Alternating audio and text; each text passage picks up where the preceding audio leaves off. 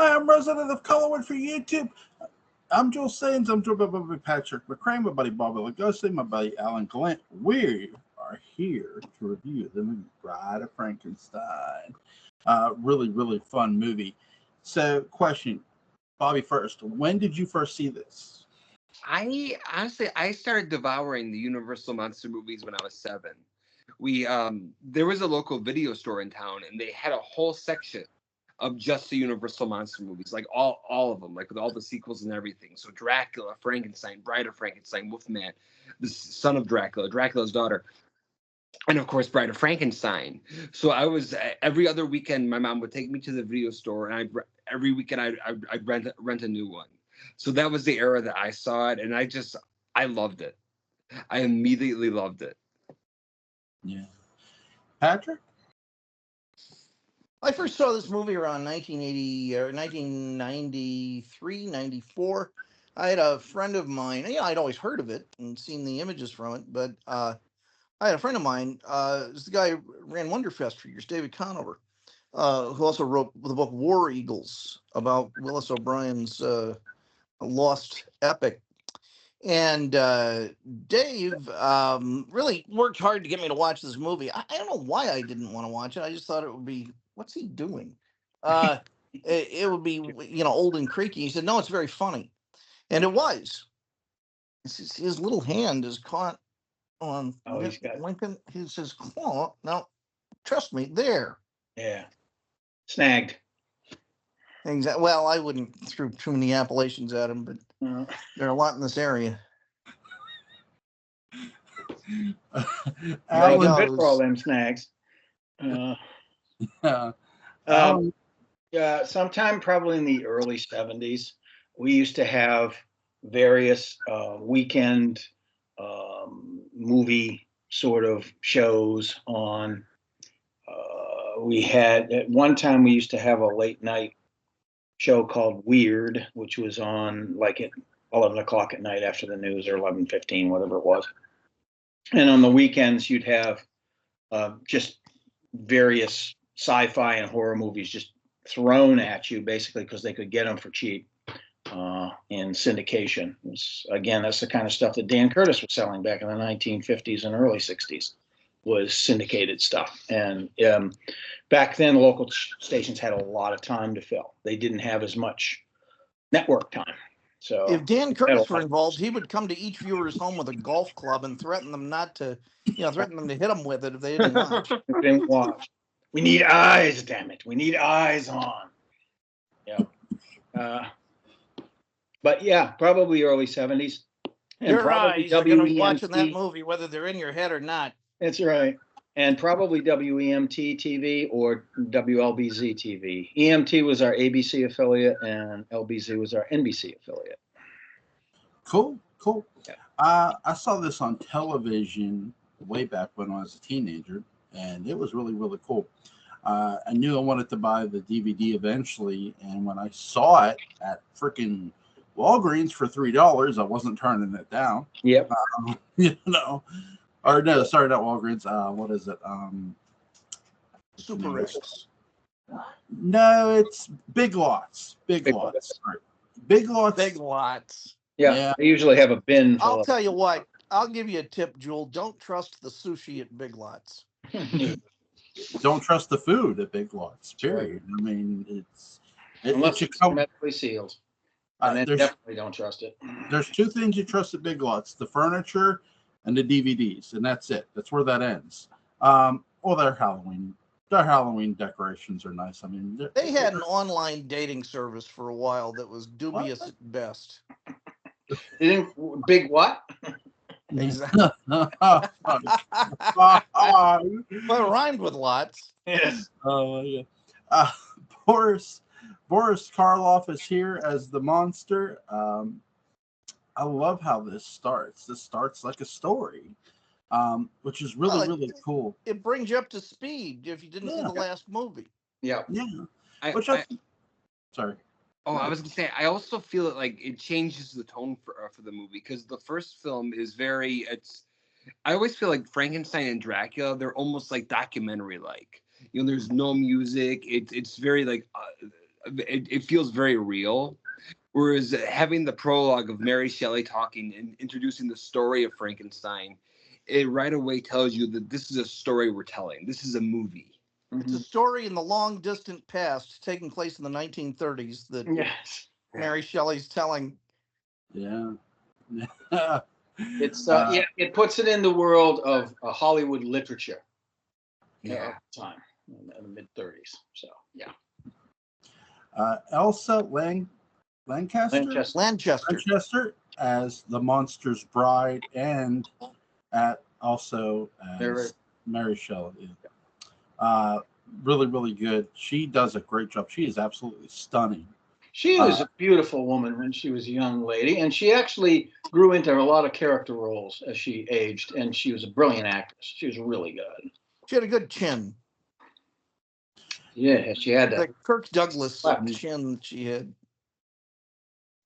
Now, there was something I read that sources say that they initially were maybe trying for Bela Lugosi or the guy who played the Invisible Man to play Dr. Pretorius. Yeah, because they would have been terrible as the bride. Right. It's a little short for the bride. I'll say this, and I want to get you guys' thoughts on this. I'm glad they did. No, you don't. No. But what do you guys think? I'm glad they didn't. I'm definitely glad they didn't. I think the strength, one of the strengths, not the strength, but one of the strengths of this movie is the reuniting of several of the actors in roles from the original. Doesn't matter if Dwight Fry dies, bring him back anyway. Yeah. It's like a service of clones. And as much as I love Bela Lugosi, like, I can't wrap my head around how different he would have been as Dr. Pretorius.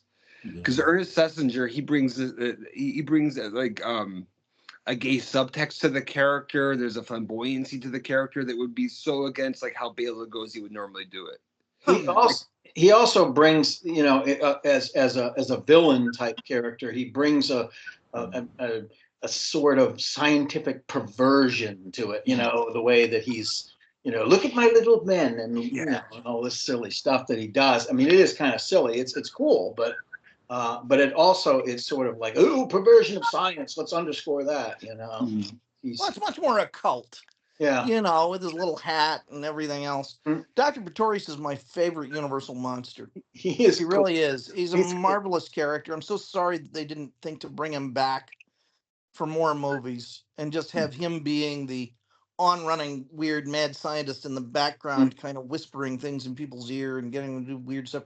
Imagine him in Abbott and Costello Meet Frankenstein. Oh God! Oh my God! God, that would have been good. Who would you have conducting your experiment, Dr. Pretorius or Dr. Eric Lang? It's hard to tell. I mean, they're brothers under the skin. Yeah, I was about to say. I think Addison Powell was directed to be not Pretorius as much as Henry Frankenstein. Oh God, Addison Powell is it's so it's a good. rough choice when you really want to go with Colin Clive, Dr. Frankenstein. Yeah. Yeah, sure.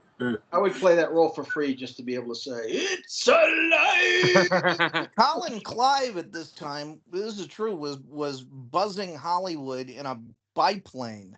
Oh my God! Yeah, just drunk out of his mind. True story. That's how he auditioned probably for roles. That was a wild time in old Hollywood back then. Oh my God! Trying to make sure I have this right. Okay.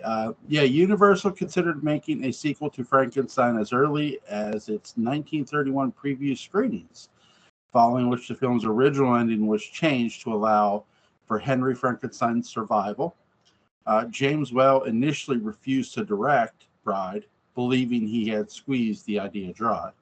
On the first film, Kurt Newman was originally scheduled to replace Whale, but decided to film The Black Cat instead. following the success of Wales' The Invisible Man. Producer Carl Laemmle Jr. We've gone over this, Jewel. Yeah, It's Lamley. Lamley, sorry. Lamley Jr. realized that Whale was the only possible director for Bride. Whale took advantage of the situation in persuading the studio to let him make One More River. Whale believed the sequel would not top the original, so he decided instead to make it a memorable hoot, according to a studio publicist. So there's that. He made the most subversive movie maybe ever made. Mm-hmm. I mean, he took advantage of the opportunity. Like, how much do you really want me to make this? Right. I'll get to make it my way. Yeah. Yeah, sure, Jimmy, whatever you say. All right. It reminds me of the situation with like Tim Burton and Batman and the Batman Returns. How the first one was like, it was definitely his vision, but it wasn't to the extreme. But then with the second one, he had the creative control and really went all out there. And to me, that's how Bride of Frankenstein feels. Mm-hmm. Yeah. Except Whale had been pretty much insulted by the hierarchy of Hollywood by considering everybody and his brother before they went back to him. And I think that probably prompted his subversion to being a little bit more vengeful. And I mean, there's all sorts of subversion in this film. And you talked about the gay motifs that are in this film. From Whale's perspective, being a gay man himself, that was going to be part of it. But also there's we're gonna take the original story and we're gonna retell it, and we're gonna turn it on its ear a little bit here and there, and we're gonna do things with certain characters that are going to be, without literally doing it, a nod and a wink to the audience. Like the woman that's always interjecting, I'll burn him up, or I'll go into the Oh, you're talking about Una O'Connor. Yes. God, Una O'Connor is so good in this. I love her. Good. God. She is subversion personified in a lot of these scenes. She's the manliest character in this film. Is a stud. It's Sarah Johnson's grandmother. Oh, definitely. Oh yeah. Like it is. Oh, she was. I really wish they had let Clarice Blackman have that much fun. Yeah. Yeah.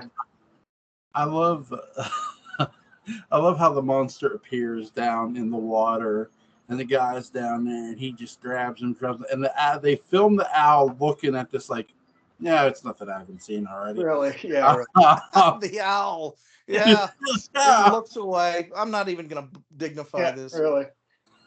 Like, that's one of the first. Sorry, go ahead.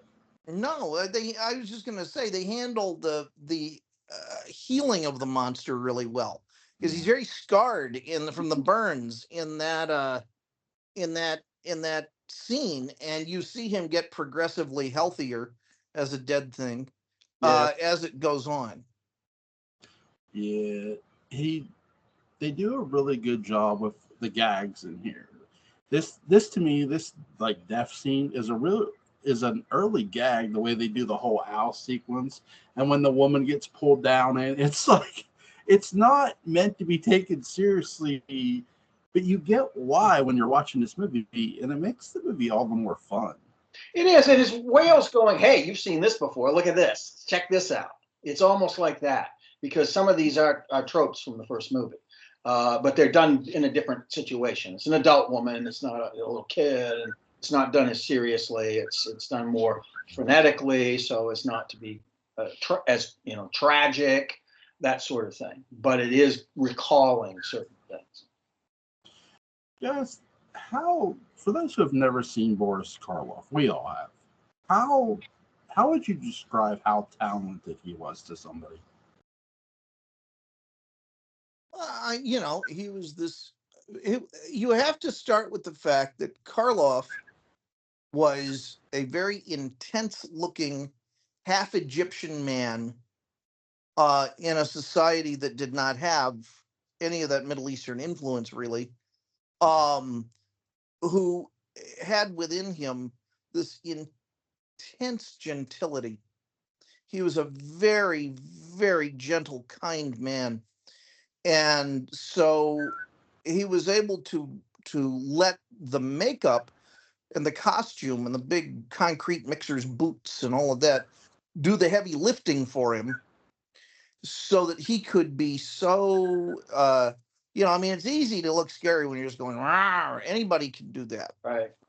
Yeah. So it's the scenes like with the little girl and the flower and things like that, where he really excels, and that he's able to bring that to bear. That's why, it's when we talk about, let the costume do the heavy lifting, let the makeup do the heavy lifting, and then you get to go in, you get to play the opposite, Right. and it's believable because it's all still there. That makeup's working even when you're doing something else, and so he was able to let that synergy happen. But I think he let the intensity of his features create that sense of doom, so that he could be as gentle as he was, and just create a wonderful yin and yang of a performer. He was a great still actor. When he Yes, he was was. still, you really got stuff coming out of him. Well, he's lucky he had those enormous eyes Yeah. that could do so much work. In his eyes, there was so much depth and sensitivity behind them. Yeah, I mean, that's the whole thing. As Patrick was saying, you put the makeup on him, but then you can play against it, have him be incredibly empathetic and human and vulnerable at times. When he's not freaked out and scared and angry because he doesn't understand things. But yeah. I was watching an interview on TCM a while back ago with Martin Scorsese, where he was talking about, how excited that Boris Karloff was to get away from the monsters and work with people like Val Lewton, because he got to actually perform. Yeah. Yes, and he Yeah. had hurt his back very badly when he was filming Frankenstein, schlepping around Colin Clive on his back. That really hurt him. James Whale was a very demanding director who would push, I think, to stay on schedule and to get results. And so, that injury also, I think, caused him to be someone who kept all of the dynamism up here. You don't see Karloff running around getting in fight scenes, or Right. getting in lightsaber fights or things like that. It just wasn't going to happen. It's like you could feel the pain in his eyes. You could. Yeah. Yeah, I mean, and in real life, he's a guy who liked, raising little animals and things like that on this tiny little farm that he had in his Hollywood home. He had a humility that a lot of made stars don't have too, because of his previous career as a provincial actor and having to take on various other jobs in order to make ends meet, and he did that for years. Well, and dodging racial issues. Yeah. Which could really be very deadly for him in England and to his career. Yeah. It's a very racist society. And it was still a classist society at that point. Yeah. So if you were racially mixed, you were never going to rise above a certain level, if that were underscored for you or for him or anybody. So, yeah. Yeah. Here's a weird question for you guys. How often, like back in these days, did actors who maybe got put in makeup maybe do their own stunts, you think? Well, I mean, obviously they forced Karloff to with Colin Clive on his back. Margaret Hamilton got badly burned doing a stunt on the Wizard of Oz set. So that happened. So I would say it was probably much more common than it is today. She was not freebasing, however. No, unlike Richard Pryor. Right. But that was one of the only things that they did not have in common. There's a Western director, Anthony Mann, who directed James Stewart in a ton of Westerns. I think they did 10 altogether. I think didn't he direct The Warlord with Charlton Heston? I believe so. I'm not sure, but yeah. the reason I say this is because you mean was it Charlton Heston or was it John Wayne? No, it was Charlton Heston was in the Okay. Warlord. Well, John Wayne did the Genghis Conqueror. Khan flick. Right. Yeah. God, what a serious miscasting that was. Even he knew it. I bring Anthony Mann up because the reason him and Stewart always got roughed up because he ended up doing some of his own stunts in Anthony Mann westerns. He got his arm really bad, banged up in The Man from Laramie. Good movie, but he got banged up. Bad arm. Yeah. Yeah, I mean he did in that movie. So, but I really enjoyed Dr. Pretorius. We've talked about him a bit, how mysterious the character is from a horror standpoint. How copied would you say this character goes on to be in horror history? Which character? Dr. Pretorius. Oh, I don't know. I mean, gosh, he is. I don't think really that much. I mean, the Thesiger is such a unique actor, and he's so gay, and that is not a thing. I mean, you would have sort of heightened Mad Doctors, but they always had kind of this streak of athletic madness to Right. them. And Thesiger was way beyond that. He lived it. He went through that. Pretorius went through that phase in his teenage years. And, God only knows how old Pretorius is at this point. Right. Is he the best, perhaps, character in Universal monster movie history? It certainly is one of the most interesting performances. So And a very layered character, full of contradictions.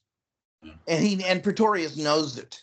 Mhm. So best is really hard to say because there's a lot of variety. For me, probably the best character in all the Universal world probably is Lawrence Talbot. Yeah. Because he is a hero who becomes a villain, very briefly, and just deals with a heavy amount of ongoing existential dread. Alan, what do you think? Yeah, well, I was thinking the same thing while he was talking about it because Talbot and Chaney Jr. playing him. Lon Chaney Jr. gets a bad rap because of his latter career and his alcoholism, and he kind of played up to the idea of his monster roles and all of that sort of thing. And but even at his worst, he brought something to roles. He was an actor. He was not just somebody that tried to step into his father's boots and go. And his Wolfman is, I mean, it's a peak performance. There's no doubt about it. And he gets to do a lot of great stuff in that movie. But the real meat of that role is the guilt, the conflict, and everything else, which patterns a lot of other roles later on. And you can see a lot of Barnabas Collins and Larry Talbot and vice versa because of the depth at which he could play those conflicts, those inner conflicts, as well as the how they manifested themselves outwardly. Bobby? I think I wouldn't name Dr. Pretorius the best because I mean there are so many great Dracula, the Wolfman, and I think that's kind of the hallmark of Universal horror really is when it was firing all cylinders. Those movies always had this brilliant cast of characters. All the way you see it in this movie. I mean, you even have John Carradine doing a small part. So they always so it's almost impossible to say like my favorite's Dracula, but they had so many wonderful characters, and Dr. Pretorius is definitely one of them, especially a standout from the non-monster characters. Yeah, Definitely. very underrated. Yeah, I would rank him with Dwight Frye's Renfield. Dr. Pretorius is one of the most unforgettable human characters in the Universal horror films. Yeah, it's memorable. he's not only in a sense the villain of this. He's the villain of this, but he's also the MacGuffin of this. He drives the story. Yeah. At the same time, he's sort of doing both. Represents the idea of the perversion of science and ambition and how it goes too far, and that's the origin, of course, of Mary Shelley's idea of the story. What's the moral implication? What's the ethical implications of doing these sorts of things? To toy with the work of God. Here's a fun question for you. If you cast Dr. Pretorius today, who do you have playing? It'd be CGI. Oh, Dr. Pretorius Well, today. I keep thinking of an evil Doc Brown. Yeah. I keep thinking of that. Christopher Lloyd might. I think he probably would be up for it. He's also an accomplished stage actor as well, and continues well into his 80s doing stage work. He just did Lear last year. Wow. Yeah, cool. Oh, he'd be great. I can't see. Really? My daughters, where are my daughters? Marty, bring me my daughters. Bobby, who would you cast? Yeah. Gee, it's so hard to pick. I want to have. Ooh, I wonder how Brad Dourif would do as. Yeah. Oh, that's a great choice. Yeah. Thank you. Dang it, he just retired, except from voice work. We might be you might be able to get him out with Dr. Pretorius. Yeah, it's possible. Yeah, he's going. Interesting enough role. I get Michael McKean. That's an interesting choice. Mhm. That's an interesting choice. Good choice. And McKean has played villains before. It's not like he has never done that. And he gets the whole Universal vibe. Yeah. I was listening to an interview with an actor today I thought would make a great Dr. Pretorius would be Martin Cove. Would be a very, very interesting choice. Wait, Martin Lawrence? No, Martin Cove. Now you hate Martin Lawrence. All right, I see how it is. Oh my god. Oh my god. What did you got? We get the Bride of Frankenstein. We get a body dug up here in this movie. What did you guys think of the basically they're doing what they did in the first Frankenstein movie. They murder a woman to get a fresh heart, which I love.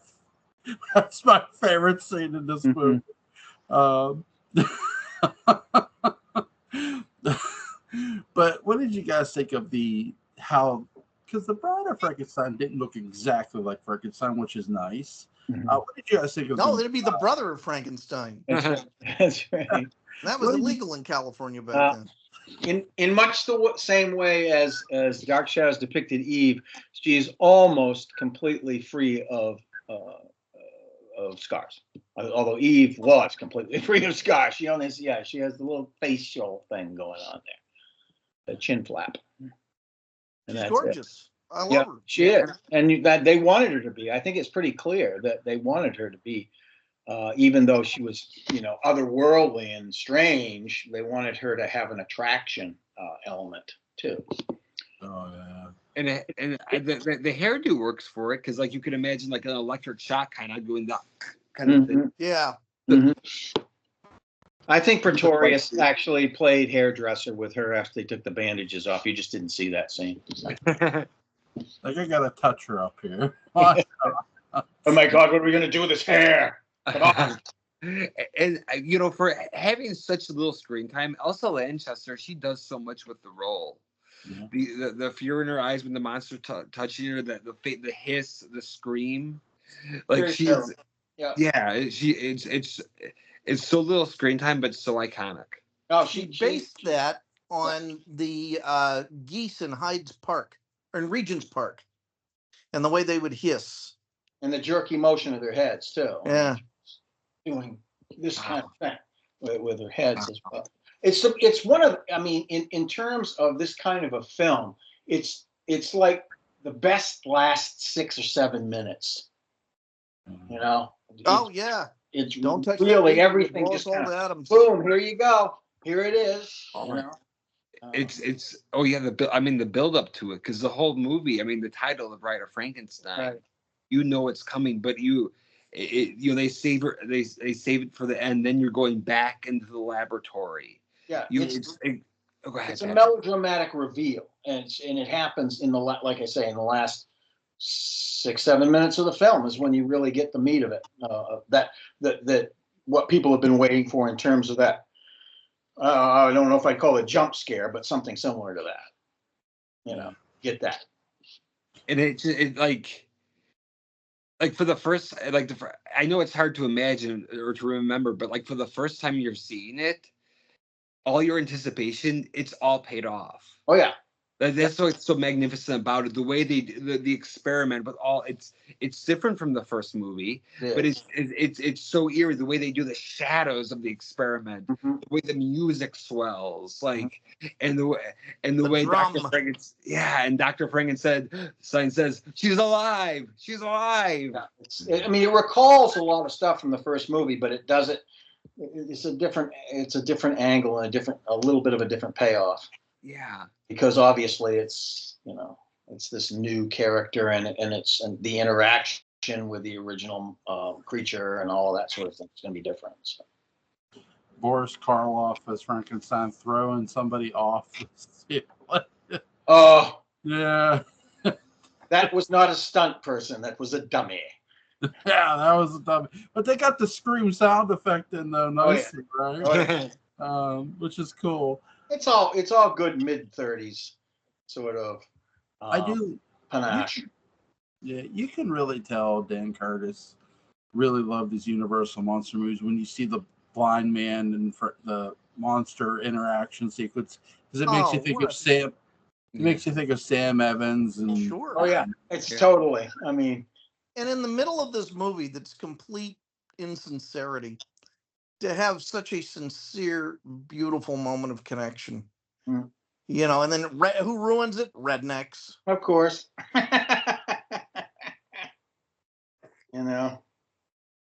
We'll save you. I don't need saving. What are you doing?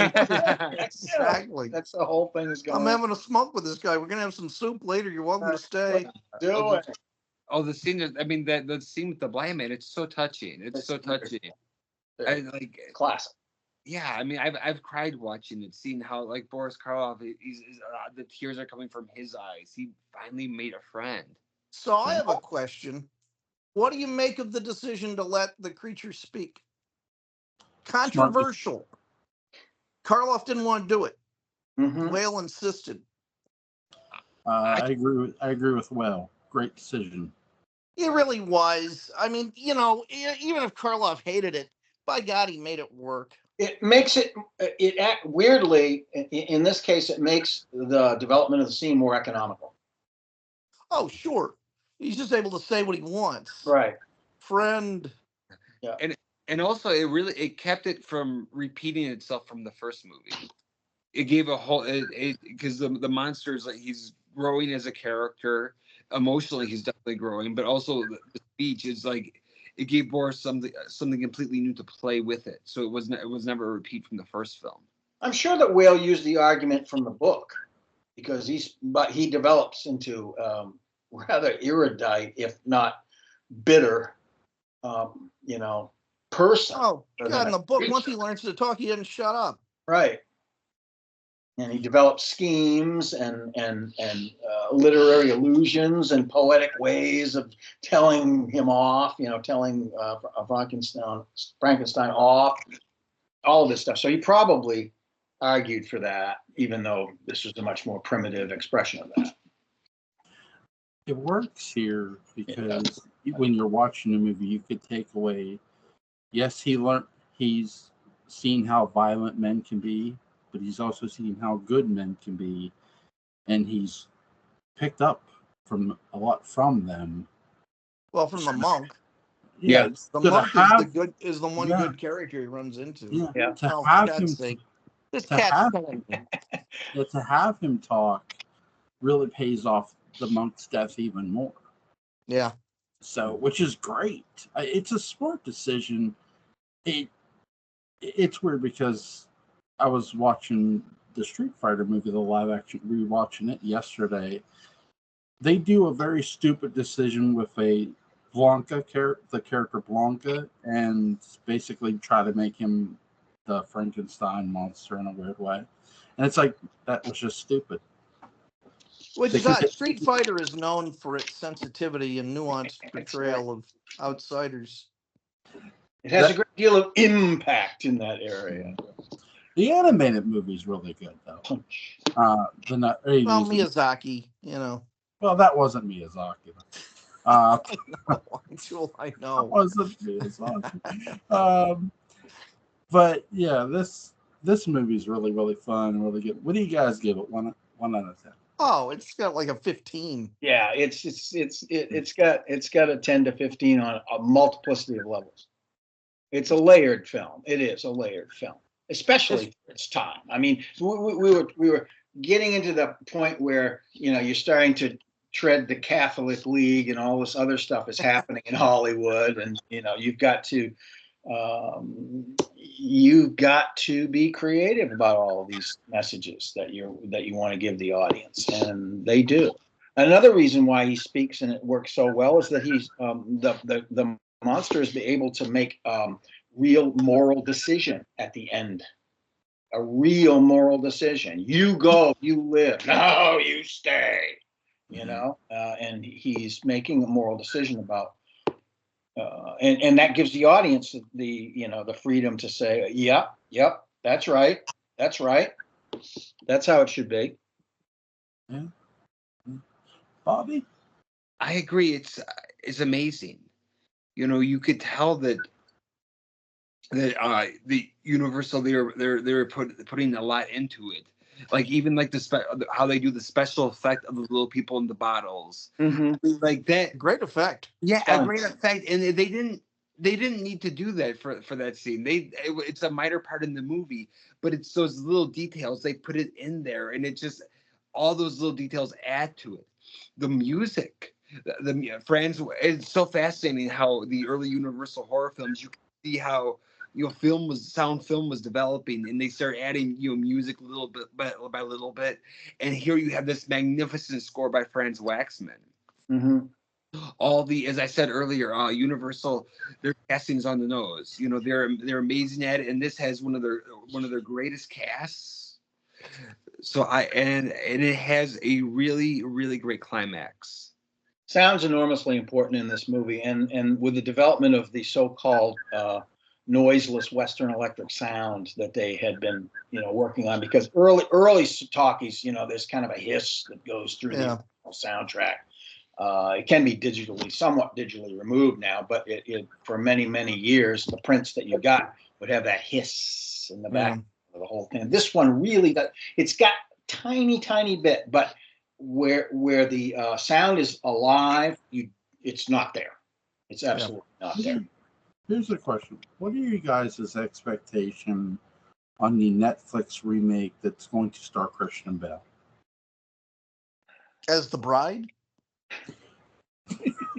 I have no interest in it at all.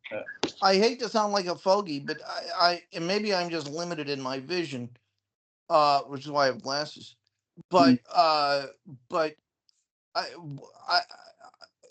there's sometimes there's a movie where the idea of a remake just seems insane. Sting couldn't pull it off. Right. Yeah. Right. And then we had the Frankenstein with Brenna, which was an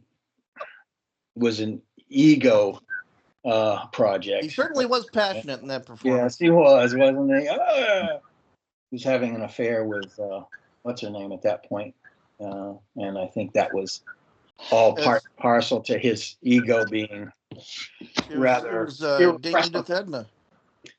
Yes, Dame Edna. Yes, he couldn't resist those glasses. Yeah, Dame Edna. Bobby, when you Dame Edith Ann, I don't know. That's I gotta say, I'm kind of excited for it. I really enjoyed the Netflix Dracula series. So that gives me like a lot of hope behind Is this the same people? I don't know. No, Maggie Gyllenhaal is directing. Christian Bale Well, is that's starring. interesting. Okay, that has me more interested now. Somebody with a little cerebral and Yeah. thinking All right. going on. Yeah. Yeah, I watched that.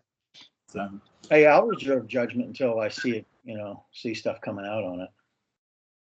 That's Very, the opposite very- Christian said. very, Well, very. I mean, you never know, because it's like with Penny Dreadful, I just absolutely loved the first season. The second season, not so much, because I think it was, I don't know what was going on with that. I don't know if they just got the money sucked out from underneath of them or what happened, but it didn't seem to do as well a second season. I don't know why, but I mean, it's a great idea. I thought it was brilliantly executed in the first season in particular. Yeah. So You know what? this will be something like that. Here's why I hope for success for this. Maybe, perhaps, and maybe this is just me, crazy me talking. Maybe if this is successful, maybe we can get Dark Shadows. Maybe it gets Dark Shadows picked up. Who knows? Who knows? Yeah. Right? Time will tell. Is there anything you guys want to add about the film before we go? Oh, it's a beautiful movie. It is. It is. Guys, if you don't own this, go pick it up. It's not hard to find. I found it at Big Lots for $3. Great film. There's going to be a lot of links here. Links to Alan Glant's YouTube channel. Link to not only Patrick McCray's Dark Shadows Day Book and Bound, but links to the Collinsport Historical Site and Patrick's article about this movie. Links to Bobby Lugosi's Lugosi Theater YouTube channel. Give him a check out. Guys, this was a lot of fun. Have a good night. You too. To a new Bye. world of gods and monsters.